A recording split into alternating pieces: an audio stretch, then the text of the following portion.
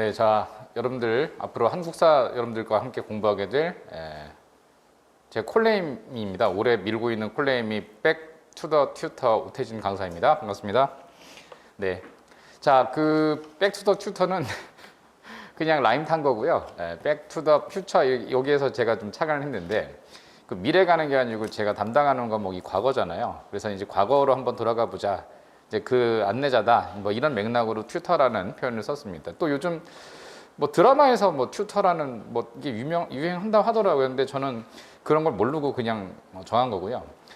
저는 제 소개는 그냥 책에 있는 내용이라던가 아니면 그냥 네이버나 다음 치시면 제 이름 검색하시면 나오거든요. 그래서 거기 그 인물 관련되어 있는 정보란에 제가 1번으로 나옵니다. 제 이름이 사실 흔한 이름은 아닌데 최근에 좀 흔해진 것 같아요. 그래서 이렇게 검색해 보시면 거기에 제일 먼저 대문짝만하게 제 사진이 나옵니다. 그래서 관련돼 가지고 여러분들이 그냥 궁금하시면 한번 찾아보시면 되겠고, 최근에는 국가보훈처 산하 국가보훈교육연구원 교수로 재직하고 있기도 하고요. 그리고 원래는 그 공무원 쪽에서는 2006년부터 강의를 제가 처음 시작을 해서 7급 공무원 강의를 처음 시작했습니다. 그리고 법원직, 검찰직 가운데에서 검찰직 팀장을 이제 처음 시작을 하면서 여러 강사 선생님들이랑 같이 진행했습니다. 그리고 세무직에서 제가 근무를 했었어요. 오랫동안. 또 최근에는 제가 말을 그렇게 썩 잘하는 건 아닌데 방송이라든지 라디오 이런 데서 좀 많이 불러서요.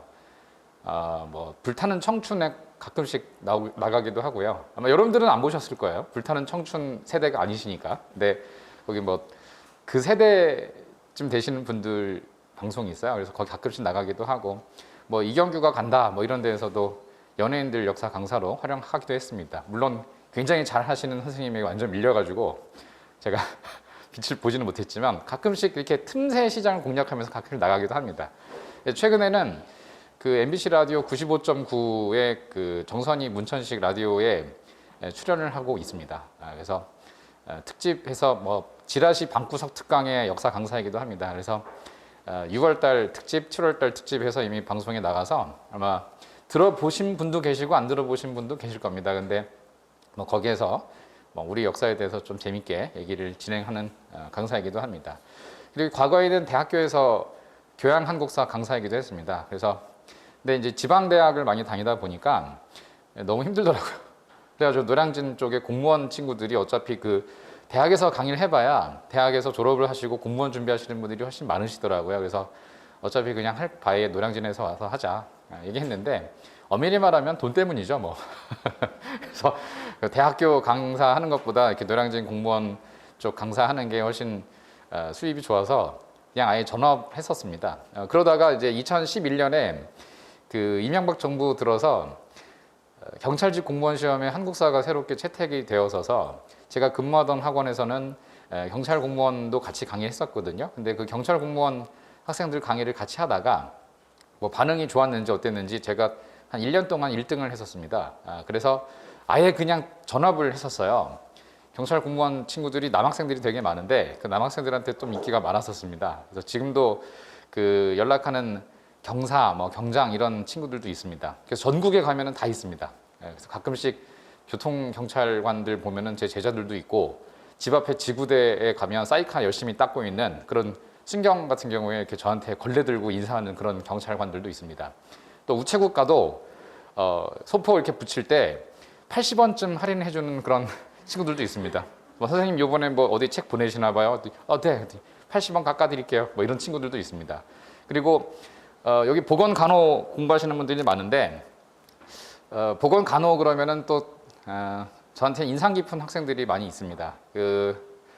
예전에 메르스 사태 또 구제역 사태 이런 일이 있었을 때 사실 가장 고생하는 직렬이 보건직 간호직입니다. 그래서 특히 그 보건직 간호직 공무원 친구들이 제 제자들이 좀 있는데 보건소에서 근무하면서 되게 힘들어하는 친구들이 저한테 가끔씩 연락하기도 했었습니다. 그래서 돼지 갑자기 확 매몰하고 이런 게 되게 힘들더라.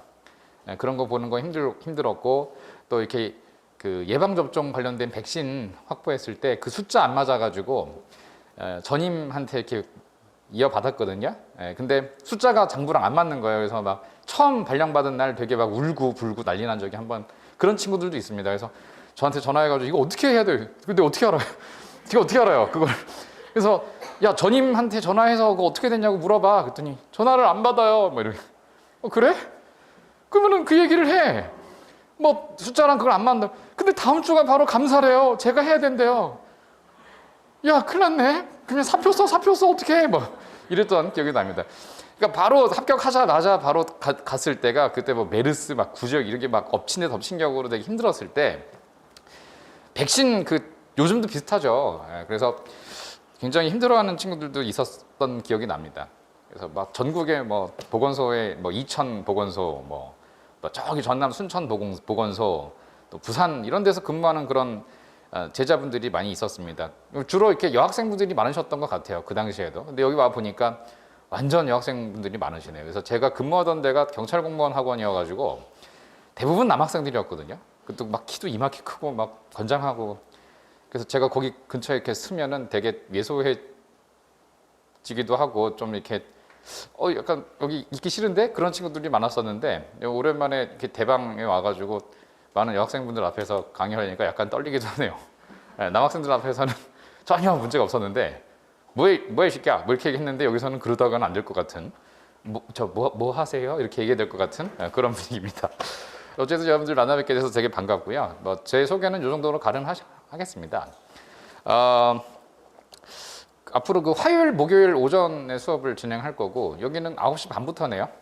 그래서 9시 반, 그래서 9시까지 오려고 아침도 굶고 이렇게 왔었는데 괜히 굶었다라는 생각이 지금 처음에 듭니다. 그래서 얼른 밑에 내려가서 뭐 이렇게 하나 먹고 왔는데 한국사 과목에 대해서 잠깐 소개를 합니다. 이제는 한국사 과목은 아마 여기 처음 공부하시는 분들도 계시고 또 공부를 하셨던 분들도 계실 겁니다. 그래서 제가 한 16년 정도 강의를 해본 결과 한 50%대 50%, 그러니까 초심자가 한 절반, 그리고 한 1년 정도 공부했었는데 뭐 이런 분들이 한 절반 정도 됩니다. 근데 저는 두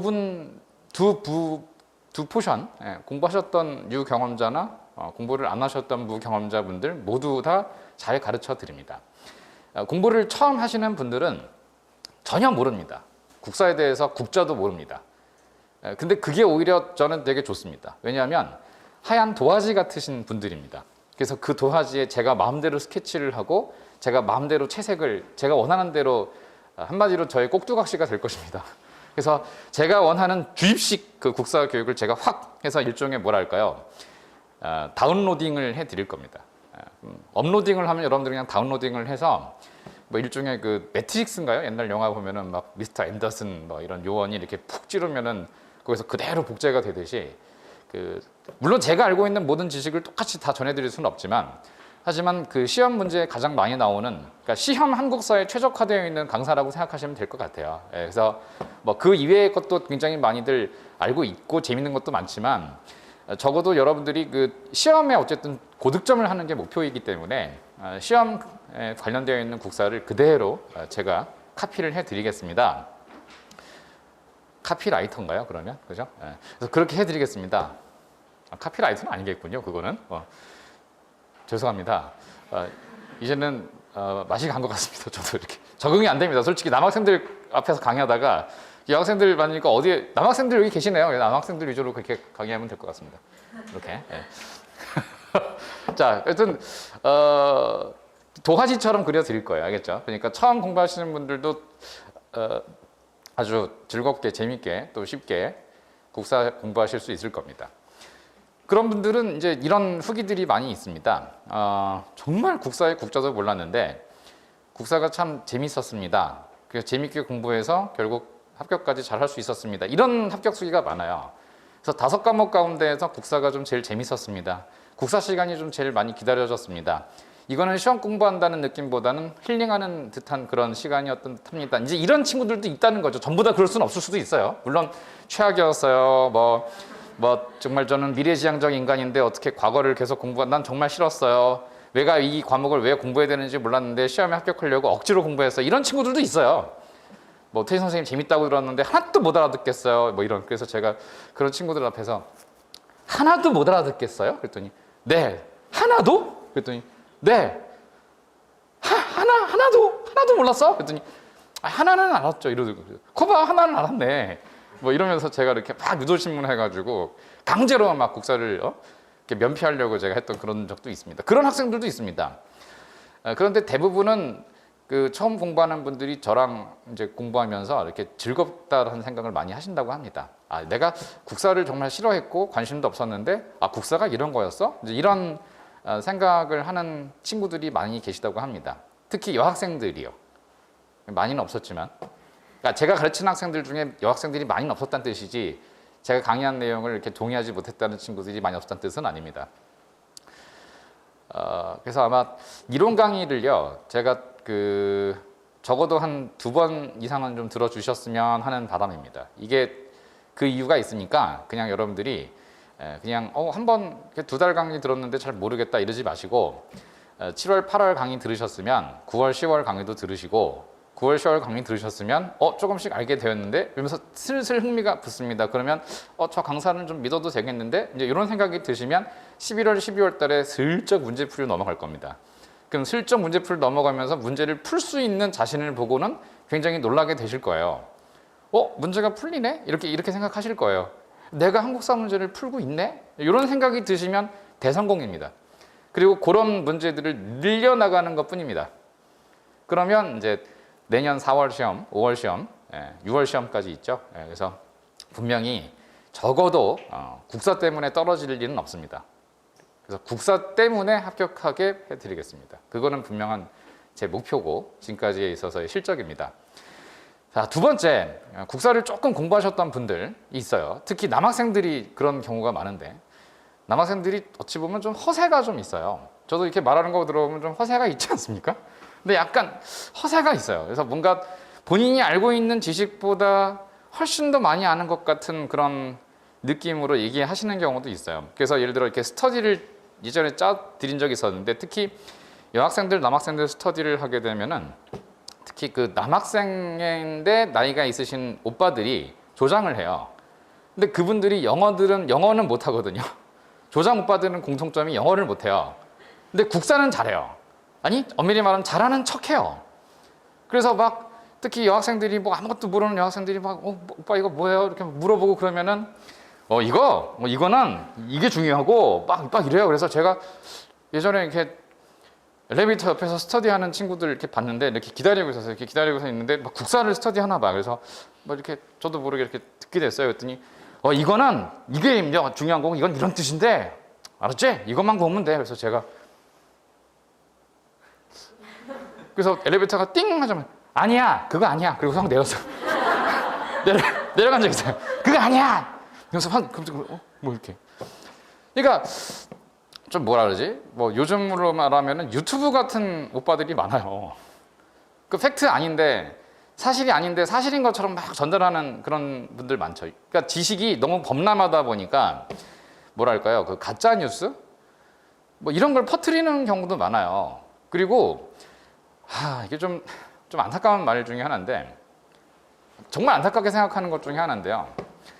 지금 코로나19가 지금 유행 중이잖아요. 근데 정말 그 코로나19가 우리 일반 잘 모르는 분들은 정말 이건 이렇게 해야 되나 보다 저렇게 해야 되나 보다 어떻게 해 이러지만 실제로 제가 아는 의사 선생님들 가운데서는 코로나19를 그렇게 두려워하지 않는 의사 선생님들도 많아요. 그러니까 많은 분들이 막 코로나19를 엄청 막 두려워하잖아요. 저도 그렇고. 근데 의사 선생님들 가운데는 이거는 그 정도는 아니야. 이런 분들도 계시고, 그래서 심지어 백신 안 맞으시는 의사 선생님들도 많아요. 바로 1년 위에 선배 중에 하나가 이비인후과 의사가 있는데 그 형이 너 요번에 맞을래? 취소된 거 했는데 맞을래? 그래서 아니요, 전 안 맞을래요. 나중에 근데 뭔데요? 물어봐요. 뭔데요? 그랬더니 그럼 안 맞을래요? 막 이랬었어요. 무슨 말씀인지 아시죠? 그래서 그거 안 맞으면 위험할 것 같아. 막 이러면서 안 맞았어. 근데 그래? 그럼 형은 맞았어요? 했더니 아니. 그래서 제가 형도 안 맞으면서 왜 나한테 맞으라 했더니 난 그냥 이런 식이라니까요. 그러니까 좀 잘못 알려져 있는 팩트들이 많아요. 근데 그 중에서 제가 가만 보면은 국사라는 과목이 잘못 알려져 있는 그런 잘못 알고 있는 팩트들이 정말 많이 있는 그 과목이 국사라고 저는 생각을 합니다. 그렇지 않습니까? 그 정치가들도 막 국사 막 왜곡하고 자기가 알고 있는 한도 내에서 막 얘기하고 뭐 역사의식 어쩌고 이렇게 얘기하는 분들 되게 많으시잖아요. 저도 저는 대학에서 한국사를 처음부터 1학년부터 공부를 했던 사람인데 사학과도 아니고 그냥 한국사학과예요. 사학과 나오면은요, 사학과랑 한국사학과는 다르거든요. 근데 많은 분들이 몰라요. 사학과는 그냥 역사학 자체를 다 배워요. 뭐 동양도 배우고 서양도 배우고 해서 4년 동안에 뭐 유럽사도 배우고 동남아시아사도 배우고 베트남사도 배우고 뭐 우리 모르는 뭐 인도의 구타 왕조 이런 것도 배우고 일본도 배우고 중국도 배워요. 그 중에 한국사도 있는 거죠. 근데 한국사학과는 4년 내내 130학점을 이수하는 과정에서 필수 학점이면 80학점인가 그렇거든요. 그럼 80학점을 넘게 무조건 한국사만 배워야 돼요. 근데 제가 나온 학과가 한국사학과입니다. 그럼 대학 4년 동안 제가 공부를 열심히 했느냐? 에이, 다들 아다시피 대학 4년 동안 공부를 안 합니다. 언제부터 공부하기 시작했냐면 군대 제대하고부터 막 공부하기 시작했어요. 취직하려고, 학점 때문에. 그리고 취직이 안 돼서 떨어졌어요. 저도 이렇게 공부하다가 뭐 이렇게 떨어져가지고 안 되겠다. 그래서 가세도 뭐 이렇게 막 기울고 이래서 뭐 알바나 하면서 대학원을 다니자. 그래서 대학원을 진학을 했는데 제가 갈 수 있는 대학원이 뭐가 있었겠어요. 그래서 한국사 대학원을 진학을 했죠. 일반 대학원을. 그러니까 특수대학원 말고. 아시죠? 특수대학원과 일반 대학원의 차이. 일반 대학원은 학자들을 길러내는 대학원이고요. 특수대학원은 스펙 살려고 가는 대학원이에요. 대부분 무슨 교육대학원, 노동대학원, 정책대학원 이런 것들을 말합니다. 근데 저는 일반 대학원을 나왔어요. 근데 그 한국사학과 일반 대학원을 공부하다 보면 전공을 정하게 돼 있거든요. 그러니까 막 의대도 왜 전공이 있듯이 저희 한국사도 전공이 있어요. 근데 저희 전공이라고 하는 건 뭐냐면은 고대사냐, 아니면 중세사냐, 고려사냐, 조선 전기사냐, 조선 후기사냐, 근현대사 가운데 개항기냐, 일제시대냐, 또 현대사냐, 아니면 해방 지역에서의 독립투쟁사냐, 뭐 이런 식으로 정해져 있어요. 근데 제가 전공한 거는 근현대사입니다. 그 가운데서도 일제시대부터 현대사까지입니다. 그래서 저는 어떤 팀에 들어가 있었냐면 현대사 팀에 들어가 있었어요. 그러니까 대한민국 현대사를 강의한 공부를 했는데 대학원 석사까지만 수료를 했어요. 제가 논문을 못 썼어요. 왜냐하면 학원 강사를 하다 보니까 논문을 쓸 수가 없어서 제가 학적 상태를 이렇게 조회해 보면은 지금 뭐라고 되어 있냐면 연구수료라고 써 있습니다. 그러니까 논문은 못 쓰고 결국은 수료만 한 상황이죠. 그래서 이렇게 조사를 해보면은 제가 이제 대학원 수료라고 써 있을 거예요. 그래서 혹시나 하는 바람, 요즘에 방송도 나가고 이러다 보면은 저 사람의 막 학력이 뭐냐 이거 갖고 막 얘기할 거 아니에요. 다행히 저는 논문을 안 썼기 때문에 표절도 없어요. 그냥 표절할 바에야 요즘은 그냥 안 쓰는 게 맞는 것 같아. 그잖아요. 네, 그래서 저는 그 정도고요. 다만 이제 학업 과정을 충실하게 이행을 했기 때문에 이제 그 내용 배운 거는 뭐 꽤 있어요, 자료도. 근데 왜 이런 말씀을 드리냐면 제가 19살부터 한국사를 공부하기 시작해가지고 대학원을 수료한 게 28살입니다. 거의 10년 동안 학과에서만 계속 국사를 공부했잖아요. 군대 빼고. 근데 요즘에 현대사를 안다고 하는 사람들이 막 나와가지고 뭘 떠들어요.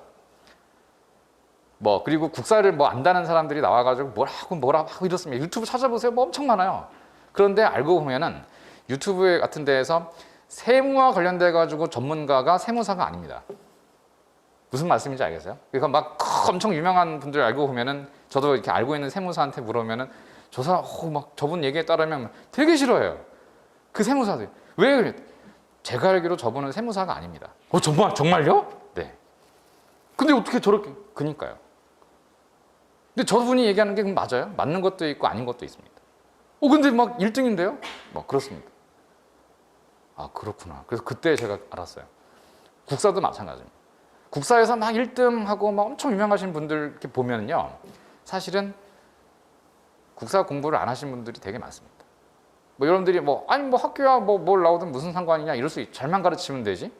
근데 제가 드리고 싶은 말씀이 그거예요. 잘만 가르치면 되는데 내용이 틀린 것도 꽤 있어요. 그게 일반적인 교양 한국사는 문제가 안 되는데 수험 한국사에서도 오류가 상당히 발견된다는 것입니다. 근데 출제하시는 분들은 재미삼아 국사를 공부하시고 떠드시는 분들이 아니라 저를 가르치셨던 선생님들입니다. 근데 이제 저도 나이가 좀 차가지고 이제 저와 함께 공부했던 사람들이 지금 조교수입니다. 이제 저도 만약에 뭔가 여건이 됐다면 계속 공부를 하고 싶은 생각이 있었는데 아까도 말씀드렸다시피 길이 안 보이더라고요. 개인적인 사정이었지만. 그래서 이렇게 나는 학원에 나와가지고 강의를 해야겠다. 이래서 강의를 하게 됐어요. 근데 그 친구들이 지금 조교수예요. 그러면 정교수들이 출제를 하는 게 아니고요. 정교수들은 이름만 걸고 실제로는 박사과정에 있는 사람들이나 그 밑에 있는 조교수들 있죠. 그런 사람들이 내요. 그럼 그 사람들이 출제를 할 때 뭘로 내냐 하면은 기존에 있는 공무원, 이건 어떻게 아냐면요. 제가 학교를 다니면서 대학원 시절에 저희 교수님들이 요거 청탁을 받는 내용을 봤어요. 밤에 이렇게 노래방 가가지고서 그 교수님들이랑 같이 술 마시고 놀 때, 나 집에 가야 돼. 그래서, 왜요? 그랬더니 공무원 시험 출제해야 돼. 이러더라고요. 그래갖고, 네? 공무원 시험 출제하신다고? 왜냐면 그때 제가 공무원 학원 강사였거든요. 기가 이 말, 그래요, 선생님? 그럼 선생님 전공이 딱 보니까 조선시대야. 그럼 조선시대 선생님 내시는 거예요? 아니, 다 내. 선생님이 조선시대인데 어떻게 다 내요? 데이터가 있어. 왜 자꾸 물어봐. 이상한데? 그래서, 예, 아니에요, 선생님. 근데 어쨌든 그렇게 물어봤는데 그 선생님이 내는 그분이 한동대학교에 출강하시고 계셨던 선생님인데 고대에서 이제 강사를 하고 계셨던 분이에요. 그러니까 여러 군데 다니시는 분이에요. 그런 분인데요. 근데 정교수님들이 낼 때는 박사과정에 있는 제자들을 시켜요. 그리고 데이터베이스가 나와요. 그러니까 이미 출제했던 공무원 시험 그 문제들 있죠.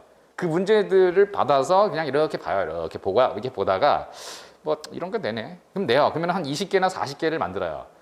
그러면 40개 정도를 만들어 놓고 그 가운데에서 이런 문제는 자기 전공 관련되어 있는 지식이 많잖아요. 그러면은 최신 논문이나 학설 같은 내용이나 기존에 안 냈던 가운데에서 자기가 알고 있는 걸 한번 내보는 거예요. 그러면 그 문제가 그 해에 이슈가 되는 문제가 됩니다. 무슨 얘기인지 알겠죠? 그러면서 이제 그런 문제나 지문은 이 교재 안에 있기도 하고 없기도 해요.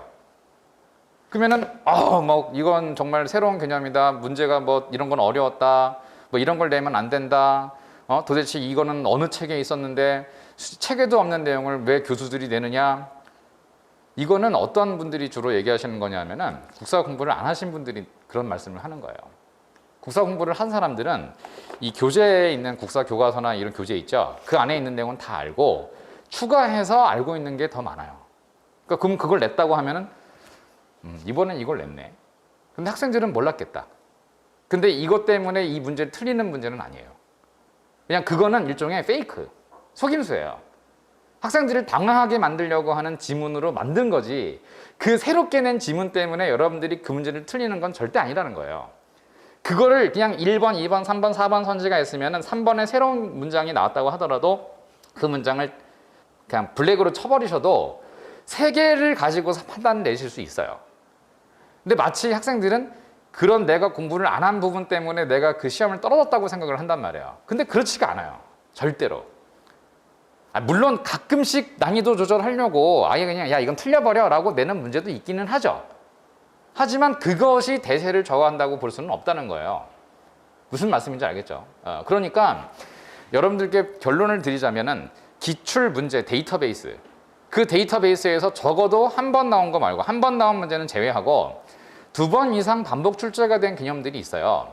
그런 한국사 개념들을 위주로 기본 강의를 기본 이론을 공부하는 게 옳다는 겁니다. 그리고 실제 문제를 풀어보면 내가 공부를 하지 않은 내용 가운데서도 문제가 나와요. 그럼 그 문제는 못 풀고 틀리는 거냐? 뭐 그럴 수도 있죠. 하지만 그 틀린 부분 때문에 내가 떨어지진 않는다는 거예요. 새롭게 나오는 문제들이 총 몇 개냐 하면은 그 해 시험이 만약에 어려웠다. 그러면은 한 3개에서 4개쯤 나와요. 그러면 16문제는 뭐예요? 기존에 냈던 문제들을 변형하고 개념을 약간의 문장을 변종이라 할까? 변종? 바이러스도 왜 변종되듯이 그러네. 시험 문제가 바이러스 같은 거네. 그러니까 기존에 나왔던 백신, 지금 제가 백신을 막 투입하는 중인데 실제 시험 딱 갔는데 변종 바이러스 나오면 내가 당하고 오는 거잖아요. 그러니까 막 싸워가지고서 승리를 거두면 다행인데, 그러니까 그런 내공은 있어야 되는 거예요. 그게 내공이에요. 만약에 공부하시면 들어보셨을 거예요. 내공이 어쩌고 저쩌고. 그러니까 그게 뭐냐면 충실한 기본기가 아무리 어떻게 변형해서 문제를 낸다 하더라도 내가 싸워서 이길 수 있는 문제들이 16개는 나온다는 거예요. 근데 그 내공이 부족하고 그냥 무늬만 공부하신 분들, 그러니까 무늬만 항체가 있는 분들이 있어요. 그냥 바이러스가 쉽게 투입되면 그냥 막 바로 그냥 깨지면서 감기 몸살 막 걸리는 친구들이 있는 것처럼 시험도 똑같아요. 그래서 시험도 대충 공부하신 분들, 뭐 영양 섭취 제대로 안 하신 분들, 그러면은 그런 일반적인 바이러스, 그게 일반적인 16문제라고 생각하면 되거든요. 비유가 뭐 적절한지 모르겠습니다만은 그 16문제를 못 맞추고 깨지고 나오는 거예요. 그럼 몸살 걸리는 건 똑같은 거예요. 알겠죠? 그래서 변종 바이러스 같은 새로운 개념이 출제가 되는 문제들은 많아야 3, 4개인데 그 3, 4개가 출제가 되면 그 해 시험은 되게 어려웠다는 거예요. 그럼 요즘에 이제 2021년도 국가직이나 지방직 시험 어저께 며칠 전에 봤는데 7급 문제를 봤는데 그렇게 어렵진 않아요, 지금. 그러니까 올해의 문제들을 보면 그렇게 뭐 엄청 어려운 문제들을 내고 있지 않다라고 저는 생각이 들어요. 아마 이유가 있을 텐데 그 난이도는 평난이도입니다. 평난이도라는 뜻은 무슨 뜻이에요? 이미 냈었던 문제들을 가지고 조금씩만 변형을 줘가지고서 내고 있다는 거예요. 그러니까 기본기가 충실했던 분들, 그 동력, 그러니까 이 읽기 능력이 뛰어난 분들, 사실 국사 잘하시는 분들이 언어 영역 잘하시는 분들이 많아요. 그 언어 영역 잘하시는 분들은 외국어를 잘하시는 분들이 많아요. 그런 분들은 사실 국사를 어려워하지 않습니다. 어차피 이거는 읽는 자료니까 이해하고 외우고. 그래서 결론은 기존에 나왔던 문제들을 가지고서 외우는 게 아니고, 기출문제는 외우는 게 아니고 기출문제에서 물어보는 개념, 뭐 인물이면 인물, 제도면 제도, 시대면 시대, 뭐 사건이면 사건, 그것들을 그 갈등 구조를 이해해야 돼요. 결국 국사는 컨플릭트의 히스토리입니다. 그러니까 투쟁의 역사. 그러니까 뭐 가지려는 자와 갖고 있는 자의 싸움. 우리 영토도 마찬가지잖아요. 우리 영토를 침략하는 게 외부 세력이면 우리나라를 빼앗으려는 세력과 우리나라를 지키려는 세력 사이의 싸움이고, 또 우리나라 내부에서의 정치 권력의 싸움에서 왕과 신하 사이에 서서의 정치 권력 투쟁의 연속이고, 항상 그래요. 또 뭐 하층민과 뭐 귀족 사이에 서서의 투쟁이고, 또 보수 이데올로기가 새로운 진보 이데올로기와에 있어서의 싸움이고, 그 뭐 불교냐 유교냐 도교냐 풍수지리냐 실학이냐 뭐 개항기 시기에 있어서의 그 북학 개화 사상이냐 아니면 위정척사냐, 뭐 자본주의 자유민주주의냐 사회주의 공산주의냐, 결국은 이런 개념이거든요. 그러니까 결국은 이 갈등 구조를 이해할 필요가 있다는 거예요. 그 개념을 이해하고 글을 읽으면 문제에서 물어보는 그 출제 의도 방향을 정확하게 파악을 하게 되면요, 문제를 푸는데 어렵지 않아요. 다만 그 갈등 관계에 대한 어떤 그 이해하려는 노력을 하지 않으시면 문제 자체가 이해가 안 돼요. 알겠죠? 그러니까 결국은 국사를 여러분들이 많은 생각을 하시는 분들이 암기 과목이라고 생각을 하실 거예요. 국사는 암기 과목 이러죠. 근데 사실 저는 국사는 암기 과목이라고 얘기하는 거에 대해서는 동의할 수가 없어요. 왜냐하면 그렇게 따지면 모든 과목이 암기 과목입니다. 보건학 암기 과목이죠? 암기 안 하십니까? 영어가 최악의 암기 과목이죠. 근데 영어는 암기 과목이라고 안 합니다. 이상하게. 영어 암기 과목이에요. 아니 단어 암기 계속하죠. 이거 암기하고 그게 암기 과목이지 뭐예요. 근데 영어는 암기 과목이라고 안 해요. 되게 놀랍지 않습니까? 국사야말로 뭐 암기를 안 할 수는 없지만 암기 과목이라고 여러분들이 인식하는 이유가 내용 파악, 상황 설명을 안 하시면서 국사를 지금까지 강사님들이나 고등학교, 중고등학교 선생님들이 밑줄 치고 외우라고 해서 그런 거예요. 그러니까 뭣도 모르고 막 외워야 되니까 암기 과목이라고 생각하신 거죠. 그래서 저는 암기 과목이라고 얘기하는 거에 대해서 부정할 생각은 없지만 국사만 암기 과목은 아니다. 그래서 내용과 상황에 대한 갈등 구조의 이해, 이런 내용들을 통해서 이렇게 공부하시다 보면 자연스럽게 습득되어지는 것들이 있을 거다. 다만 그 과정에서 사람 이름을 외워야 되고, 또 제도나 어떤 기구, 정치 기구나 뭐 다른 나라 민족 이름을 외워야 되고, 이런 것들은 있을 수 있죠. 그게 좀 버거울 수는 있다. 하지만 이거를 한 2-3번 정도 이런 수업을 반복하다 보면 굉장히 익숙해지면서 이거 흐름, 웨이브 뭐 이렇게 생각을 하시면서 자연스럽게 습득되어지는 것들이 분명히 있을 거예요. 그렇게 여러분들께 국사에 대한 과목 소개를 마무리하고 3번째 하겠습니다. 3번째는 컬인데요. 지금 7월 개강을 할 때는 제가 이제 쓴 대각국사 기본서를 쓸 거예요. 기본서. 그래서 이거를 가지고 여러분들이 내년 시험까지 대비할 수 있습니다. 실제로 대비할 수 있고, 이게 이제 7월, 8월은 이렇게 하겠지만 제가 이제 요즘 트렌드를 보면은 이 똑같은 기본 이론 수업을 계속 개강하는 건 의미가 없어요. 최근에. 그래서 이 수업이 끝나면 9월, 10월 달 9월 강의는 제 책 가운데 이 도사국사라는 책이 있어요. 도사국사라는 이름을 단 이유는 물론 도사가 되자 뭐 이런 뜻도 있지만 사실 이 도는 저도 아저씨답게 그 도표라는 개념에서의 도자와 사료라고 하는 글자의 사료에서 따온 말이에요. 이 도표라고 하는 이유는 제가 뭐 간단히 설명을 드리면 뭐 고려 시대의 뭐 태조, 뭐 해종, 정종, 광종, 경종, 성종 뭐 이런 식으로 이제 흐름이 이어지거든요. 그래서 맨 위에는 역대 왕조의 국왕을 이렇게 나열을 했어요. 그래서 가로로 쭉 이렇게 나열을 하면 이 시기 때 태조의 어떤 특징이 있어요. 뭐 포용, 일종의 아이콘 같은 거예요. 태조의 캐릭터, 포용과 융합의 카리스마. 이게 이제 태조고 해종, 겁쟁이의 대명사, 유약한 왕, 정종, 그의 동생. 뭐 그러다가 셋째가 광자, 빛나거나 미치거나. 그다음에 경종, 아버지보다 못한 아들. 아버지 따라가는 아들 없다. 뭐 이런 식의 해서 경종. 성종, 학자적 군주. 공부를 진짜 열심히 했던 성종.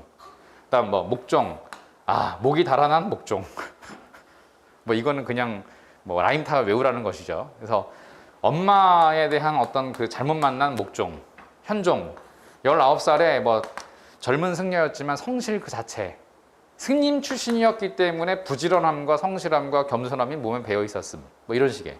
그러니까 이런 캐릭터를 잡고서 이 사람들의 어떤 성격을 이해하시면 그 포용 정책을 실시하게 되면 이 시기의 지배층 해서 최고 지배층 호족인데 그 호족 가운데서도 대호족이에요. 그러니까 공신들입니다. 그래서 무훈 공신들. 그러니까 고려를 통일하는데 큰 공을 세운 사람들이 있을 거 아니에요. 왜냐하면 태조가 1번이니까. 그럼 고려를 만드는데 태조 혼자 만들지는 않았을 거 아니냐. 그의 동료들이 있을 거 아니냐, 펠로우들이. 그러니까 그러한 동료들이 이들인데 그럼 이들과 태조의 관계는 어땠느냐. 포용할 수밖에 없지. 여기서 싸울 수는 없잖아요, 바로. 그럼 얘네들이 힘이 강하니까 당연히 얘는 무서웠겠죠? 그럼 얘도 무서웠겠죠? 그랬더니 얘가 어때? 이런 나쁜 놈들, 감히 왕을 왕으로 안 보고 말이야. 그래서 미치거나라고 하는 이유가 얘네들 250명을 다 죽여버리거든, 10년 동안. 그러니까 고려 4대 임금 때는 고려를 개창한 그런 공신들에 대한 과감한 대규모 숙청 작업이 있어가지고 태조 아버지를 도와서 고려를 만든 쉽게 아버지 친구들을 다 죽여버려요. 그것도 8년 동안 250명을. 그 미친놈이죠. 이때 광종의 나이가 30이거든요. 그래서 30세부터 38세까지 30대에 그냥 고려의 최고 공신들을 다 날려버리는 거예요. 위에 있는 정은이처럼. 그 뚱땡이 돼지 새끼가 그 아버지 김정일과 같이 이렇게 막 있었던 공신들 있죠? 그 북한의 뭐라 그래? 갑산파의 제2세대라고 하나? 있어요? 뭐 북한에서 부르는 명칭이 있어. 걔네들 다 날려버렸잖아요. 같은 거예요, 이런 게. 그러니까 정치 권력의 속성은 같다. 그러니까 어느 시대나 비슷한 상황이 발생하기 마련인데 그때마다 선택권은 그렇게 많지가 않아요. 둘 중에 하나예요. 안고 가느냐, 버리고 가느냐, 이 둘 중에 하나거든요, 결국은. 정치라는 것의 속성이 같이 가느냐 아니면 죽이느냐예요. 아시겠죠? 그래서 이 사람들과 다른 점이 뭐였느냐라는 거예요, 광종이. 그럼 이런 정책을 펼치면서 다 싹 다 죽여버리니까 튀우가 많이 생기죠. 그래서 이때의 지방 세력들이 확 올라올 수 있다는 거예요. 그러니까 이런 개념을 알고서 공부하는 것과 그냥 막 외우는 거랑은 다르다는 거예요. 구구단도 왜 구구단을 외자 하면서 모르고 2는 4, 2, 3 이걸 그냥 마치 랩처럼 뭔지도 모르고 막 외우는 초등학교 2학년 때의 기억이 있을 거예요. 뭔지도 모르고 막 외웠을 거예요. 9, 2, 27 뭐 말도 안 되는, 그죠? 9, 5, 64 말도 안 되죠? 근데 지금은 9, 5 그러면 9를 9번 더하면 되고 5를 9번 더하면 된다는 걸 알 수 있는 거 아니에요. 9를 5번 더하거나 5를 이게 개념이거든요. 그걸 알고 구구단을 외우는 거랑 뭣도 모르고 외우는 거랑 완전 다르다는 거예요. 그러니까 국사도 마찬가지다. 그러니까 이런 흐름과 개념을 알고 공부하는 것과 그냥 아무것도 모른 채 야 외워 밑줄 쳐. 아씨 이것도 못 외워. 야 닥치고 외우라. 뭐 이렇게 이러면은 정말 국사가 어려워진다는 거예요. 도대체 외워도 끝도 없고 새로운 거 나오고 막 이런단 말이죠. 그래서 뭐 지방 뭐 세력, 뭐 이 지방 세력과 관련돼 가지고서 시행했던 지방 제도, 뭐 그때 세금 제도 관련돼 있죠. 또 세금제도 시행하는 과정에서의 농업기술. 농업기술이 이 정도 수준이었기 때문에 상업은 이 정도. 뭐 대무역은 당연히 없다. 뭐 이 시기 때 태조가 통일을 할 때 있어서 가장 중요하게 생각한 게 불교다. 태조 왕건 스승이 불교 승려들이었기 때문이다. 그럼 그 시기에 유교는 어땠을까? 불교가 크게 융성하니까 유교는 상대적으로 침체했겠죠. 마치 무슨 삼투압처럼 말이죠. 뭔 얘기인지 알겠죠? 그래서 그렇게 이해를 하시면서 요거를 쭉 연결시키다 보면은 각 시기도 이런 식으로 연결돼요. 이렇게. 그러니까 국사 공부하면 제일 어려운 점, 국사 공부하면서 제일 어려운 점이 제가 그 칠판 제가 원래 여러 군데 지금 출강 중인데 칠판이 다 구조가 다르네요. 어떤 칠판은 이렇게 돼 있어서 그냥 아무렇게나 놔도 안 떨어지는데 여긴 좀 안 좋네. 예, 그래서 막 이렇게 비스듬하게 이렇게 떨어지는데 죄송해요. 예. 근데 하여튼 정치 공부하다 보면 경제가 새롭고 경제 공부하다 하면 또 문화가 새롭거든요. 그러니까 이거를 해결해 주는 게 도사국사입니다. 그래서 어저께는 대구 출강하고 왔는데 그 대구에 있는 친구들 가운데 서방직을 제가 또 담당하고 있거든요. 근데 그 서방직 친구들이 이런 얘기를 하더라고요. 자칫 지하철 타고 가면서 선생님 이거 좋은 것 같아요. 지금 그거 하고 있거든요. 이거 공부할 때는 몰랐는데 이거를 이렇게 공부하니까 그 시대에 뭐가 있는지를 알게 되었어요. 선생님 완전 좋아요. 이렇게 얘기하는 남학생이 있었어요. 맞아요. 제가 노리는 게 그거예요. 그리고 요거는 이제 그 단어로만 쓰여 있으니까 이게 뭔지 모를 수 있잖아요. 그럼 이 단어와 관련되어 있는 내용을 이렇게 그 개설서에서 그걸 풀이해서 설명한 게 아니라 그 당시에 썼던 그 제도에 대한 설명, 그게 원사료거든요. 그럼 원사료는 읽기가 어려워요. 왜냐하면 한자로 돼 있기 때문에. 근데 그거를 제가 최대한 시험 문제 많이 나오는 그 사료를 영어로 얘기하면 독해해 드리듯이 구문 독해하듯이 이게 무슨 뜻이고 요거 단어는 이런 뜻이고 그래서 이 사료는 이러한 제도나 사람을 설명하는 것입니다. 이렇게 설명을 드리면은 하면서 사료를 이렇게 읽기가 되게 쉬워져요. 그 국사에서의 꽃은 순서별 문제와 사료 문제입니다. 여기에서 다 틀리지 다른 데서는 잘 안 틀려요. 그래서 순서별 문제와 사료 문제를 해결하기 위해서 9월 개강은 도사국사로 할 예정입니다.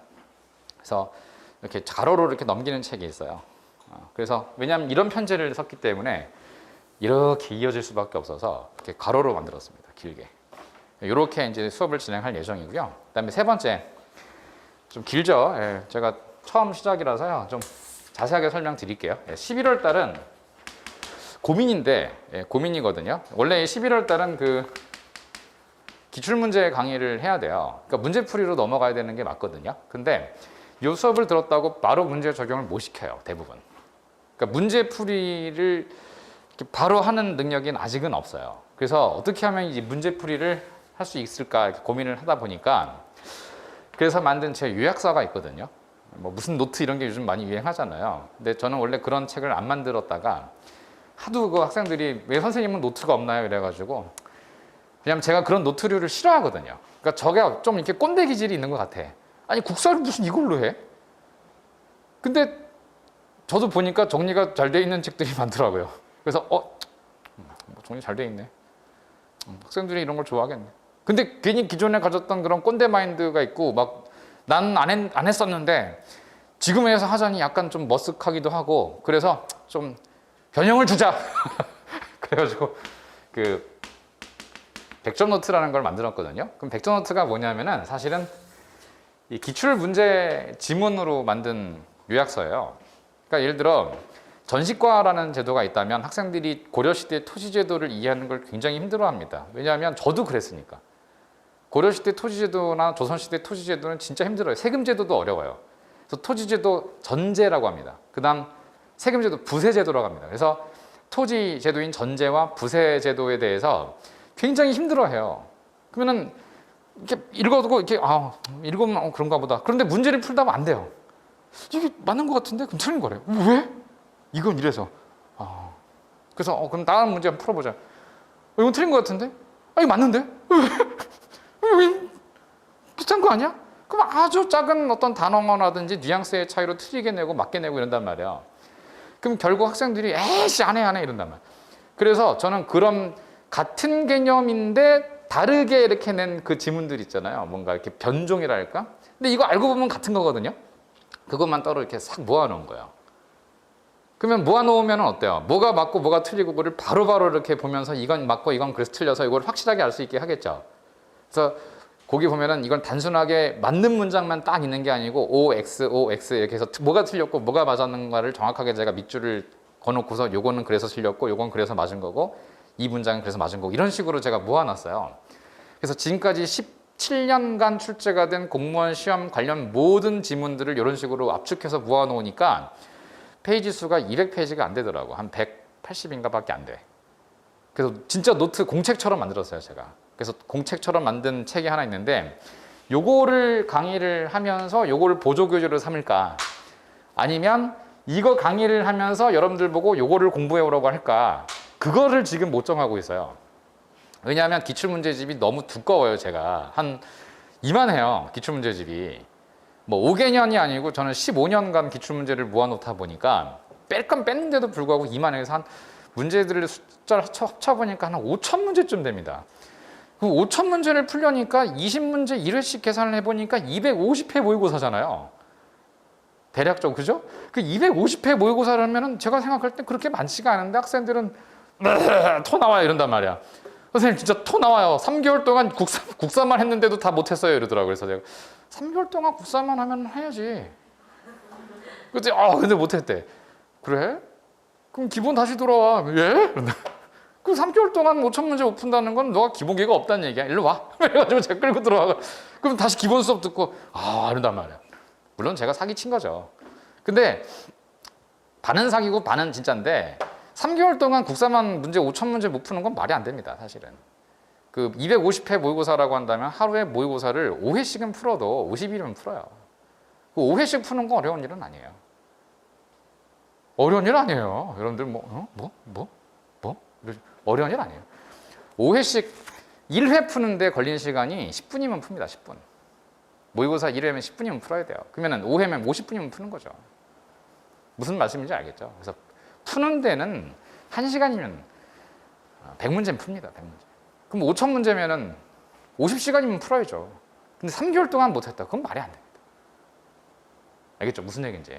그래서 다만 이제 요거를 주교재로 삼으면서 이 문제를 풀어오라고 할까? 좀 고민이라는 거예요, 엄청. 아니면 이걸 병행할까? 그래서 뭐 화요일은 대전노트 그 진도를 나가고 목요일은 그 관련되어 있는 문제들을 다 못 푸니까 목요일만 뽑아서 문제 몇 개만 풀으라고 할까? 어려운 문제들 있잖아요. 그런 것만 풀어줄까? 뭐 이렇게 지금 고민 중입니다. 그래서 11월 강의는 100점 노트 오태신 기출 총정리라는 책이 있거든요. 그래서 그 두 개를 가지고 운영을 하면 또 16년 동안 제가 강의를 하다 보면 학생들의 그 니드와 마인드를 이해하잖아요. 100%? 책 장사냐? 너 지금 우리한테 책 팔아먹으려고 이지랄을 하는 거냐? 이런단 말이에요. 그래서 아니에요. 약간 있지만 그래서는 아니에요. 여러분들한테 도움 되니까 그러는 거예요. 아닌 것 같은데? 이런 친구들도 있어요. 그래서 지금 고민이 된다는 거예요. 지금. 그런 부분 때문에 여러분들이 경제적으로 요즘 굉장히 부담스러울 수도 있기 때문에 그래서 이 두 개를 같이 병행하는 게 그렇게 비싼 책 이건 비싸요. 이건 비싸. 맞아. 한 뭐 몇만 원 해 이것도. 근데 요거는 그렇게 비싸지 않아요. 12,000원인가? 막 그래요. 그래서 이것 때문에 좀 고민인데 어쨌든 11월 강의는 이렇게 할 거다. 말씀을 드릴게요. 알겠죠? 그래서 6개월 동안의 커리만 먼저 말씀을 드리면 괜찮겠죠? 뭐 1년 동안 커리, 뭐 내년 1월부터는 뭐 예상 문제집이나 저도 있어요. 문제집이 있고 뭐 실전 모의고사, 난이도에서 초급형 모의고사집, 중급형 모의고사집이 있어요. 그리고 진도별 문제집도 있어요. 사이다 300 스피드업이라고. 그래서 스피드업 300 걸면은 뭐 예상 문제, 제가 낸 문제들이에요. 이런 건 대부분. 그래서 실전 문제들. 그래서 난이도가 좀 높습니다. 그러니까 여러분들 수준을 보고 그 문제집을 정할 거예요. 여러분들 수준을 보고 이런 문제집으로 한번 시작해 보는 게 좋겠다. 이러면은 나중에 하여튼 여러분들의 성과나 상황을 보고 제가 정할 테니까 그거는 다시 논의를 통해서 민주적으로, 그렇죠? 민주적으로. 여러분들은 민주구루를 원하겠지만 저는 독재적으로. 그래서 뭔가 이렇게 여러분들 수준을 보고 정하도록 하겠습니다. 뭐 이 정도로 가름할까요? 그리고 제가 그 카페를 운영하는데 제가 처음 2008년인가에 카페를 처음 개설을 했는데 그때는 다음이 대세여가지고 다음 있죠. 다음 카페가 제가 이렇게 운영해 보면 그렇게 썩 좋지는 않아요. 사실 뭐 이미지도 별로고 근데 하도 오랫동안 운영하다 보니까 그냥 관성적으로 운영하고 있습니다. 그래서 다음 카페에 가면은 오태신 한국사 이렇게 치면은, 아니면 오태신 치잖아요. 혹은 대각국사 이렇게 치면은 그냥 제 카페가 바로 뜹니다. 그래서 간단한 회원가입을 해주시면 되는데, 뭐 또 이래요. 또 이거 왜 회원가입을 시키냐, 뭐 등급 업 이거 제도 왜 만들었냐, 뭐 이거는 뭐 그냥 보게 해줘야지. 근데 제가 2012년부터 조금 그 뭐죠? 경쟁 강사 댓글 알바를 공격을 엄청 당했어요. 저 강사는 수업이 재밌기만 하고 실제로는 점수랑 연결이 안 돼. 뭐 이렇게 얘기한다던가. 아니면 저 강사는 뭐 문제들이 되게 지엽적이고 뭐 어려워. 시험 우리 유형과는 안 맞아. 솔직히 말씀드리면 제가 그랬겠습니까?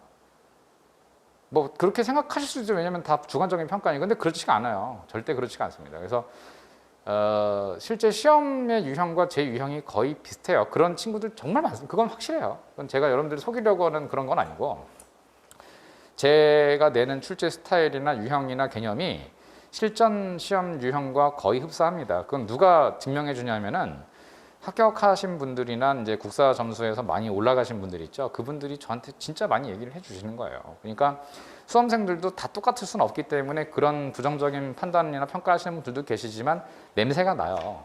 그래서 제가 실제로 따진 적도 몇 번 있어요. 야, 너무한 거 아니냐? 응? 같은 동종업계에 있는 강사들끼리 이러면 되겠냐? 이거는 형사고소감이다. 뭐 이렇게 얘기도 한 적도 있어요, 실제로. 그랬더니 그다음부터 또 싹 없어지더라고요. 놀랍죠?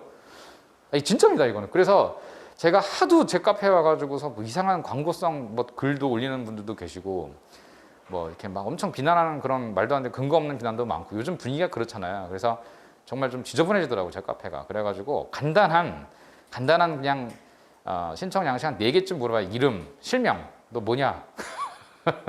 그리고 그 뭐 직렬, 무슨 직렬이냐? 그래서 지금 뭐 경찰, 뭐 소방 이게 되게 많았지만, 이제 여러분들이 만약 가입하시면 뭐 보건, 간호, 뭐 그런 거 있겠죠? 기술직 뭐 이런 거. 그런 거 써주시면, 그러니까 그런 정도만 가입해주시면, 가입 경로 대방에서 들었는데 오케이, 이러면 확실하게 아는 거죠. 무슨 말인지 알겠죠? 그래서 그런 식의 내용에서 한 4개 정도를 단답형 형태로 아주 한 3-4글자씩 물어보는 경우가 있어요.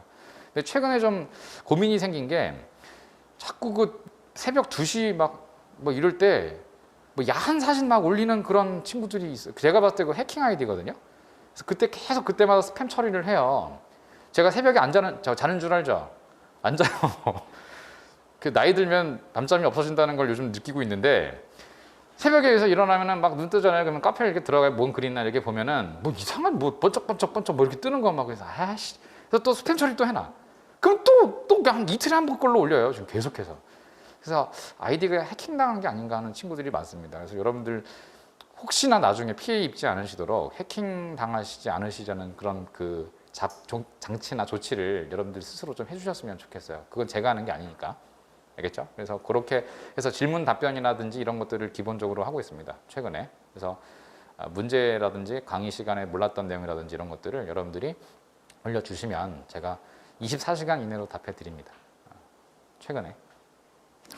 자, 이 정도로 하고 강의 소개와 제 소개, 그리고 한국사에 대한 내용 3가지로 이렇게 나눠서 설명을 마무리하겠습니다. 지금 10시 20분이니까 딱 50분 됐네요. 그래서 50분 정도의 강의 소개 마무리하고 한 10분 정도 있다가 제가 본 강의를 오늘 시작하도록 하겠습니다. 조금 있다가 돌아오겠습니다.